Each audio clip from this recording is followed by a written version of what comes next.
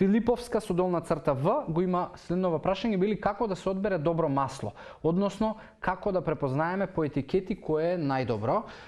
Филиповска, ако ги гледаш, значи маслото кога го гледаш, бидејќи е 100% масти, калориите се генерално истите.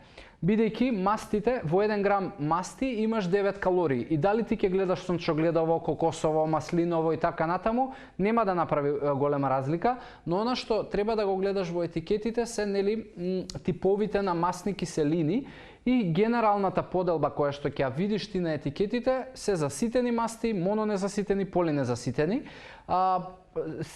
Дали постои најдобар? Не постои, бидејќи се зависи од тоа која ти е целта и за што сакаш да го користиш маслото. Ако зборуваме за обработка, значи за користење на маслото на високи температури, тогаш добро е маслото да има што повеќе заситени масти и мононезаситени, бидејќи тие се многу постабилни. Тоа значи кокосово, маслиново, ладноцедено, путер, тоа се значи масти и масла кои што се однесуваат добро на високи температури, многу подобро за разлика од можеби други, како сончогледово и растителните, односно од други зеленчуци.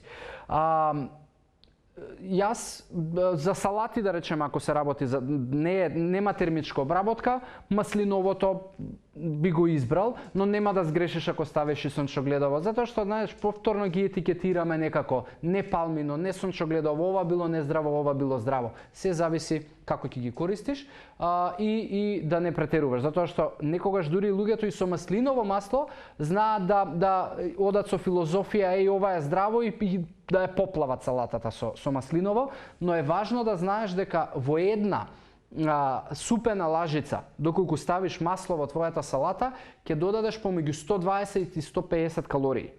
Тоа значи ако ја поплавиш салатата и ставиш 3 лажици маслиново, тоа се многу калории додатни, кои што нема никаква разлика да ти направат и воопшто нема да ја следат филозофијата и ова е здраво ставај. Значи, не постои здрав продукт кој што ако го внесуваш во поголеми количини ќе биде поздрав или ќе ти направи поголем бенефит. Исто како што го зборувавме со протеините.